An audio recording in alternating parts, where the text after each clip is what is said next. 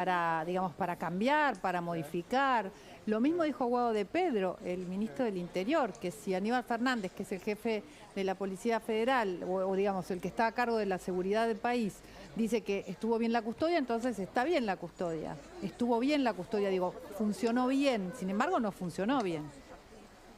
Realmente es una respuesta como la sensación de inseguridad, Claro. básicamente. Para Decir recordarlo, que de paso, sí.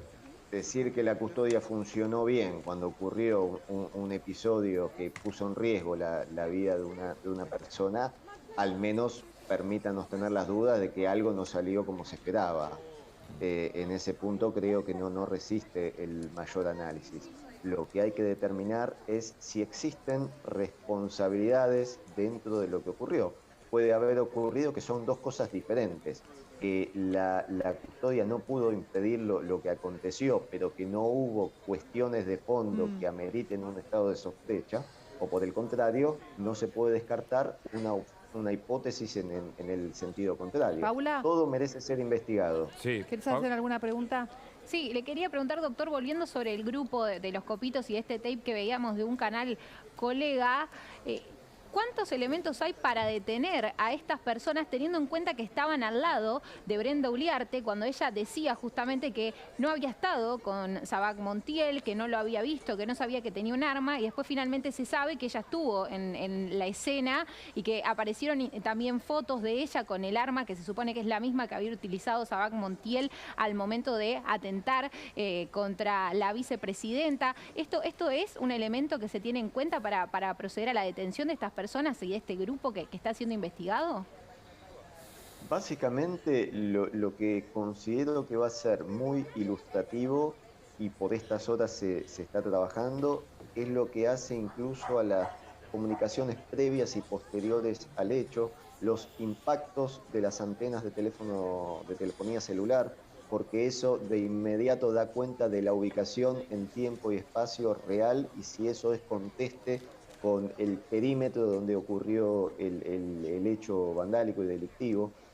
Toda esa información es la que por estas horas se está entrecruzando y se está intentando ver qué similitud y qué patrón de identidad se produce entre todo ello. A partir de ahí puede ocurrir que algunos de los involucrados declaren de modo testimonial y finalice su intervención en el expediente, o por el contrario puede haber pedidos de indagatorias o en su caso investigaciones sobre terceros que de momento no están en Creo la que eso causa. es lo que se viene, doctor, por las fuentes judiciales Sí, del entiendo caso, lo se mismo. vienen nuevos pedidos de indagatoria.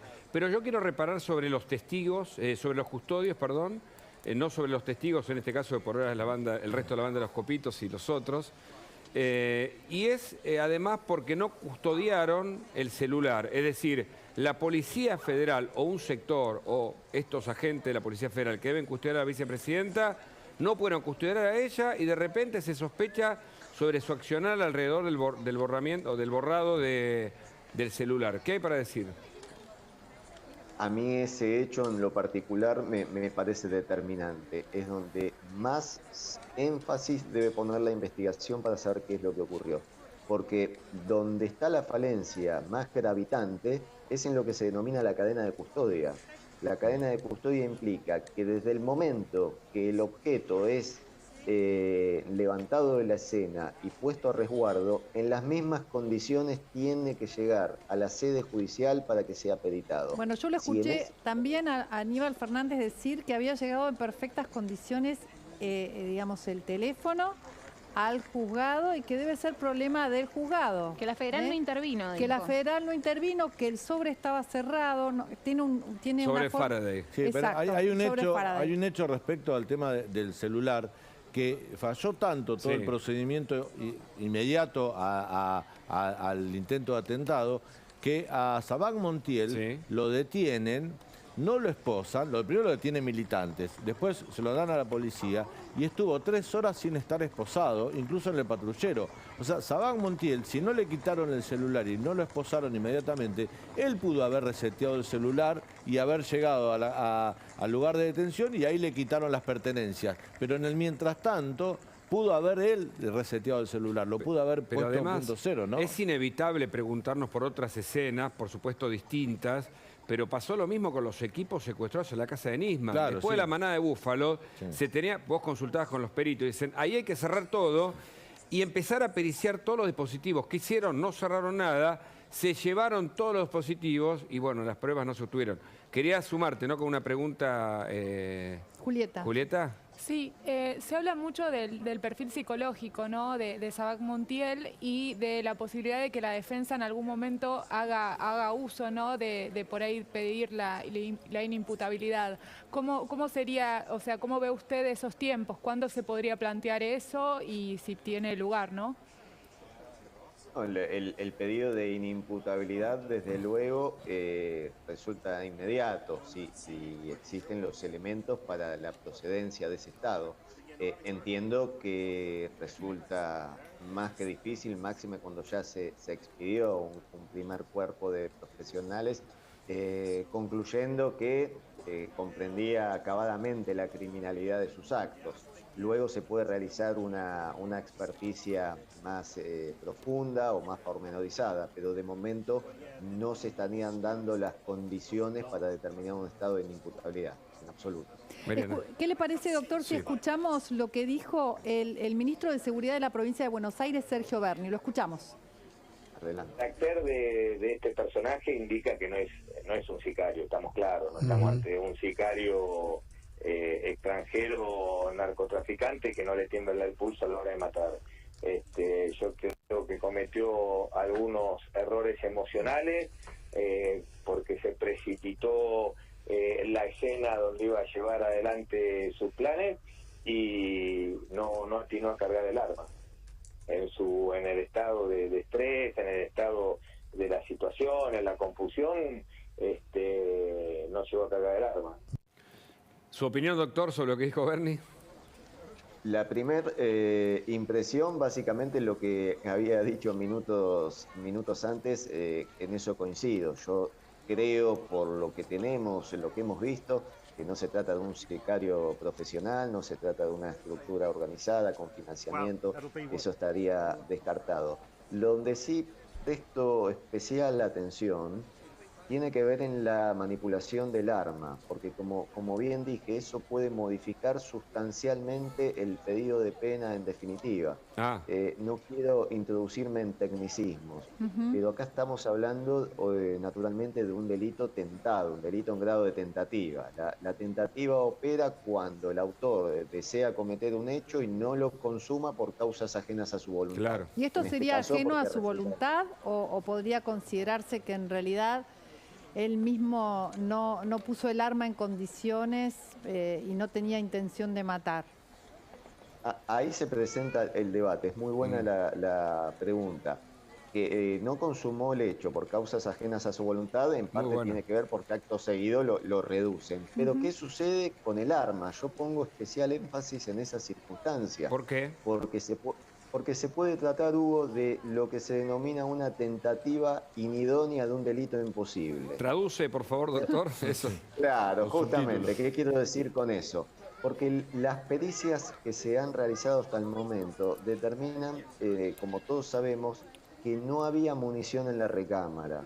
Sí. Que no haya munición en la recámara implica que si gatilla 1, 2, 3 o 50 veces, la bala no iba a salir. Claro. No había posibilidades técnicas de que se efectuara el disparo. Y eso, desde luego, si uno lo comenta de manera directa, puede generar asombro, pero para el derecho penal es un tecnicismo que opera, es real y ocurre en causas judiciales permanentemente. Doctor, ¿y el ADN en el arma, es seguro de que el arma era esa? ¿O también genera dudas? Hoy por hoy todo genera dudas. Muchas pruebas hay que volver a realizarlas o en su defecto hay que ampliar las pericias. ¿Con estas dudas puede quedar en la nada esta causa o no? Digamos, con lo que tenemos hasta acá. Claro. Bueno, tenemos resultaría la imagen grotesca de la pistola en la cara de la vicepresidenta, digamos. Claro, A partir claro. de ahí es muy contundente. Sí, claro, pero ahí como sí que yo él me- dice que bueno, que tenemos que seguir indagando porque hay muchas dudas. Entonces la pregunta viene... hay que ver el tema de las armas, porque como bien dice Mariana, digo, si se comprueba que el arma tenía rastros de ADN, pero no había huellas digitales, ¿por qué pasó esto? Si él manipuló Claro, el arma esa es la minutos cuestión. antes, ¿por qué no había huellas digitales de él en esa arma cuando fue peritada? Esa es la cuestión sustancial y como abogado defensor es el planteo que realizaría con todo énfasis. Lo que hace al ADN, si hay contaminación de ADN o no se le puede atribuir la utilización del arma o una serie de factores que hacen a esa cuestión, ponen un manto de nulidad a la causa que es muy grande. Claro. Y lo que yo hablaba también de la tentativa inidónea, ¿por qué insisto con eso? Porque puede reducir al mínimo la pena prevista en expectativa, porque que haya una intención de matar está clarísimo. ¿Cuál eso es la está fuera de toda pena? discusión. ¿Cuál es la pena, doctor, La- prevista en expectativa? ¿Y a cuánto se podría reducir? Justamente la pena de un homicidio calificado en grado de tentativa puede tener una escala de 15 a 20 años o de 10 a 20 años. Pero si se puede decretar o se puede probar una tentativa inidónea de un delito imposible, ¿qué quiere decir? Claro. Este hombre ninguna duda tenía de querer ir a matar a un tercero. Ahora bien, eligió el medio defectuoso, podía disparar 50 veces que la bala no iba a salir. Entonces, para el derecho penal, en función del artículo 44, se trataría de una tentativa inidónea. Pero y no llevaría agrava, doctor. ¿La pena cuál es? Perdón. Llevaría la pena, incluso de la tentativa, a una pena más baja, que puede ser de la mitad, y en algunos casos Bien. Sí. incluso declarar el hecho no punible. O sea, de Son 6 casos a más 20 extremos. años o 3 De- o 10 sería. Claro, depende si es reclusión o prisión. Puede Bien. ser de O 15 sea, a puede 20, ser hasta de 10 a escarcelable 20. en un mínimo de 3. Claro. Claro. No, yo lo que le Claro, quería preguntar al exactamente. doctor, que me parece, Es hablamos una locura, tanto, ¿viste? como la víctima es la vicepresidenta de la Nación, expresidenta, y se habla de magnicidio, Sí. pero el magnicidio como figura no está incorporado en el Código Penal. No. O sea, no agravaría la situación de Saban Montiel tratándose de que quiso atentar contra la vida de una figura pública de esa envergadura. Es muy bueno el punto, porque lo he escuchado durante toda la semana Claro. y el delito de magnicidio no existe. Existe Claro. el homicidio calificado, que incluso contempla una pena de prisión perpetua, pero en este caso, al hablarse de una tentativa de homicidio, la pena sería la pena en expectativa de 15 a 20 años o de 10 a 20 años. Pero Bien. el delito de magnicidio no existe en el ordenamiento jurídico argentino. Ahora, doctor, nos quedamos con esta idea para repasar esta entrevista muy interesante, por cierto, y le agradecemos, que es No, un le grupo agradezco yo. de locos sueltos, de freak, de lumpen, de lo que quiera, pero con algún grado de organización. Le decimos esto porque hay un tercero y hay 2 testigos que van a declarar el lunes, pero hay un tercero que podría haber estado involucrado de acuerdo a algunas imágenes previas que están en la mira de la justicia hoy. Que hubo un grado, aunque sea precario, de organización, no tengo ninguna duda, porque no es factible y habitual poder llegar a ese grado de cercanía e incluso, digo más, con un arma de fuego. Es decir, algún grado de organización de seguro que tiene que haber, algún estudio de la situación, algún estudio de los movimientos. Entiendo yo que si hago 20 cuadras con un arma, con una aportación ilegal de un arma de fuego, creo que o sería advertido o no podría acercarme con la tranquilidad que se pudo. Ahora- Hablamos de entonces, perdón, Sí. Hugo, de un digamos, de un grado de organización, Sí. algún grado de organización. Hablamos de un descontrol dentro de la seguridad de Sí. la vicepresidente, que no sé si es un descontrol o es un poco esa modalidad que tiene ella de acercarse a la gente, esa necesidad que tiene de acercarse a la gente, que es lo que dijo Aníbal Fernández, que eso no se puede controlar de ninguna manera, porque eso es lo que ella hace, se baja, se acerca a la gente. Entonces había como quizás una investigación y ver cómo ella se acercaba a la gente y la posibilidad de acercarse y de empuñar el arma, ¿no? Y hago a colación una impresión también de los hechos. Creo que en cierto modo no estaban equivocados quienes pedían vallas en las Exacto, inmediaciones exacto. de la Es un casa. dato más, ¿no? Eso lo hablábamos Porque se también. hubiera ubicado. Sí, sí, lo habíamos señalado. Ahora, hay un hecho insólito que ayer lo dijo Durán Barba aquí mismo con Jonathan Viale, y es, qué insólito que la inteligencia que debe cuidar, la inteligencia criminal que debe cuidar a la vicepresidenta, no haya reparado en que estaban con un puesto de pochoclos, no, de copitos, que es lo mismo, en un lugar donde había gente adulta, es decir, es como, comparó, como si hay un puesto de venta de armas en la puerta de un jardín de infantes, ¿no? Y nadie se da cuenta que no corresponde. Eso también habla del Estado, entre comillas, de cosas además que cómo funciona en la Argentina.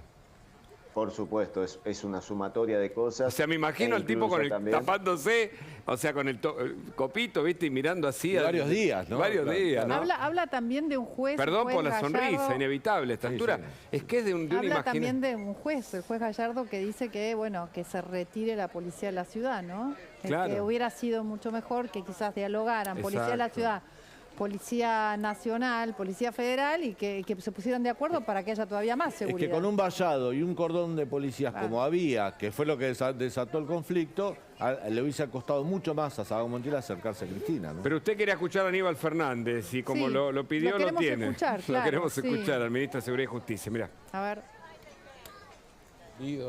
La visión ha estado analizada como corresponde, la jueza ya sabrá cómo analizar la tarea esta, que yo le estoy comentando como una expresión nada más, y va a ser analizada como corresponde y seguramente... ¿No hubo una reacción tardía o una falta de reacción? No, yo puse una foto, le di a varios, la vi en C5 y no sé qué otro canal lo vi, a la foto donde se ve claramente como si fuese el 5 del dado. La vicepresidenta en el medio y 4 hombres de la Policía Federal a su alrededor. Lo otro... Pero a 20 centímetros de la cara. Sí, claro, pero eso es muy difícil resolverlo en una situación abierta como estamos en este caso. Y el video se logra descifrar que hay un arma en el medio después de un rato largo. En el mismo lugar pasa, exactamente lo mismo. Yo no estoy justificando ni mucho menos. Lo que ha sucedido es un hecho horroroso que nosotros estamos tratándolo con mucho cuidado, con mucho profesionalismo. No, dice Aníbal Fernández. ¿no? Un hecho horroroso. Un sí. hecho horroroso. Bueno, Claro. muchos adjetivos, pero poco acierto en lo que ocurrió, lo que vimos, porque él puede decir que se cumplieron con todos los protocolos, pero los resultados no han sido buenos. De hecho, lo detuvo a Sabac Montiel alguien, creo que de la Cámpora, vinculado con Cristina Fernández. Ese es otro dato. ¿Cómo puede haber gente de una agrupación política cuidando la institución vicepresidencial? Las conclusiones más elocuentes. Primer punto, lo que dije hace unos minutos, con las vallas, con el sistema de vallado que fue tan cuestionado, tan criticado, se hubiera minimizado el riesgo por demás. Y en segundo punto, manifestar que no ocurrió nada y que todo salió perfecto, sí, yo sinceramente no lo comparto. Desde el Es momento del que realismo me la mágico, tantas ¿no? veces. Es otro Macondo, porque creo que supera Claro. lo que pensaba García Márquez, ¿no? Bueno, pero así estamos. Los funcionarios nos cuentan hechos que no vemos y nos quieren hacer creer que lo que se equivocan son nuestros ojos o nuestra percepción del mundo. Pero bueno. Básicamente, y es muy triste. Es Daniel. lamentable. No, bueno, un poco referirnos a la continuidad de la causa. Doctor, el lunes redeclaran estas dos personas que recién veíamos que hablaron en un móvil perteneciente a una agrupación que ya comúnmente se le dice a la banda de los Copitos de Nieve.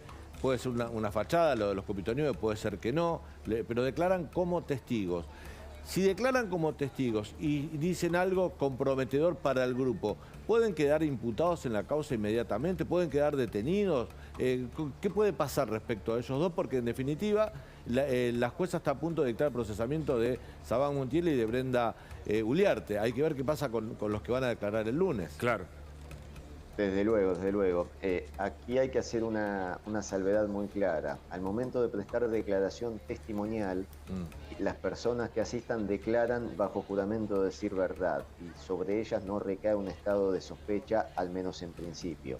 Es decir, que si durante el transcurso de la declaración proporcionan alguna información que pueda hacer girar o modificar el estado de cosas, automáticamente deben cesar en la declaración y deben designarles un defensor y continuar ese relato o esa declaración bajo otra modalidad que la declaración indagatoria. Pero debe cesar la declaración, si no, de lo contrario, estaría declarando sobre un hecho que lo involucra sin asistencia ni defensa técnica. Muchísimas gracias. Entiendo que va a haber... Perdón. El agradecido soy yo. Gracias. Por favor. Perdón, estaba terminando, discúlpeme. No, básicamente que seguramente la próxima semana puede haber giros en la investigación que tengan que ver con... Bueno, muchísimas gracias ahora sí por toda esta información.